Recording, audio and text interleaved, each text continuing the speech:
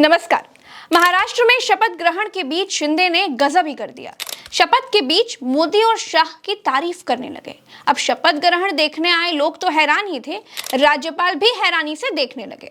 राज्यपाल को लगा होगा कि ऐसी चापलूसी अगर बीजेपी के नेता करते तब तो ठीक था, लेकिन शिवसेना के शिंदे मोदी और शाह का नाम लेकर शपथ क्यों ले रहे हैं? सम्राट बाळासाहेब ठाकरे यांना वंदन, गुरुवर्य धर्मवीर आनंद दिघे साहेबांचं स्मरण आणि देशाचे कर्तबगार आणि लोकप्रिय प्रधानमंत्री नरेंद्र मोदीजी व देशाचे कणखर गृहमंत्री अमितभाई शाह यांच्या भक्कम पाठिंब्याने, आशीर्वादाने, तसेच राज्यातील 13 कोटी जनतेच्या आशीर्वादाने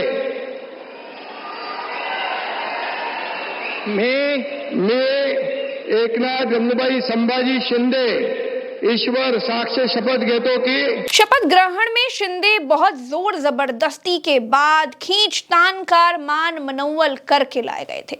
शिंदे इस शपथ ग्रहण से अलग रहना चाहते थे। शिंदे की पार्टी के विधायक का बयान सुनिए। शिंदे शपथ लेने किस विधि से लाए गए हैं वो आपको समझ में आ जाएगा। अभी सच कहना है तो हमने उनपे ऊपर हम सब लोगों ने उनके ऊपर दबाव डाला और हमारे दबाव का स्वीकार करते हुए उन्होंने उप मुख्यमंत्री पद का स्वीकार किया है। शपथ से पहले शिंदे ठीक वैसे ही नाराज थे जैसे बारात से पहले फूफा नाराज हो जाते हैं। शिंदे शपथ ग्रहण के लिए सजाए गए मंच पर भी अलग थलग दिखाई दिए। ये देखिए, अजीत पवार और फडणवीस एक साथ हैं, लेकिन शिंदे राजनाथ सिंह के बगल में जाकर बैठे हैं। चाहते तो फडणवीस के बगल में बैठ सकते थे, लेकिन शिंदे ने फडणवीस और अजित पवार से दूर बैठना ही मुनासिब समझा। शिंदे की उदासी और फडणवीस की खुशी को इन दो तस्वीरों में बड़े आराम से समझा जा सकता है। डिप्टी सीएम की शपथ लेने से पहले तक शिंदे मुख्यमंत्री थे, अब उप मुख्यमंत्री हैं, लेकिन उस पर भी शिंदे को ये चिंता भी खाई जा रही है कि पता नहीं उनको गृह मंत्रालय मिलेगा भी या नहीं। कहीं बीजेपी उनको बिल्कुल ही पैदल तो नहीं कर देगी। अब यही कारण है कि शिंदे शपथ ग्रहण के बीच मोदी और शाह की तारीफ करने लगे, जिससे मोदी और शाह का कुछ तो दिल पसीज जाए। शिंदे शपथ ग्रहण के बीच मोदी और शाह के लिए आखिरी बार अपनी लॉयल्टी साबित करने की पूरी कोशिश कर रहे थे, जिसे मोदी और शाह को लगे कि गृह मंत्रालय अगर शिंदे को दे देंगे तो शिंदे आज भी मोदी शाह के कृतज्ञ हैं और आगे भी रहेंगे।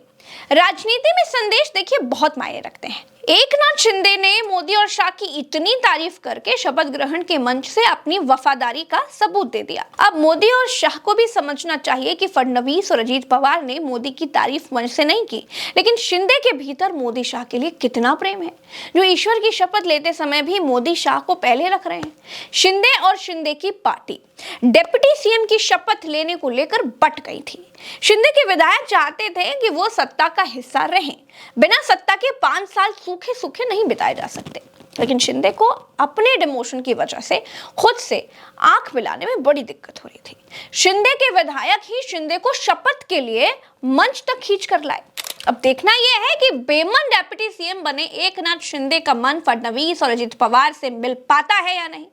अजीत पवार के इस पूरे एपिसोड में यह देखा गया है कि उनको बहुत ज्यादा की उम्मीद भी नहीं है, जो मिल जाए वो उसी में गुजारा कर लेंगे, लेकिन शिंदे ने अपनी इंपॉर्टेंस दिखाने की पूरी कोशिश करी। शपथ ग्रहण के साथ ही महाराष्ट्र की सत्ता के बंदरबाट का एपिसोड खत्म नहीं हुआ है। अब ये पिक्चर अगले 5 साल तक चलने वाली है। बीजेपी ने महाराष्ट्र में भी उत्तर प्रदेश जैसी हालत बना दी है, जहां सत्ता की लड़ाई और खींचतान अगले 5 साल तक चलती रहेगी। शिंदे की स्थिरता बहुत हद तक गृह मंत्रालय पर डिपेंड करेगी।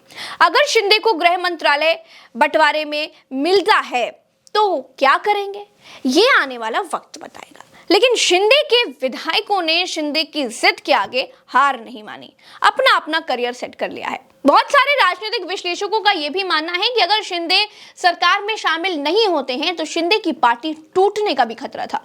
महाराष्ट्र की सत्ता पॉलिटिक्स का एक अध्याय आज 12 दिन के बाद समाप्त हो गया है। आगे क्या होगा हम आपको बताते रहेंगे। इस वीडियो में फिलहाल के लिए इतना ही। हमें दीजिए इजाजत। राम राम, दुआ सलाम, जय हिंद। नए हैं तो चैनल को सब्सक्राइब करे बिना मत जाइएगा। नमस्कार।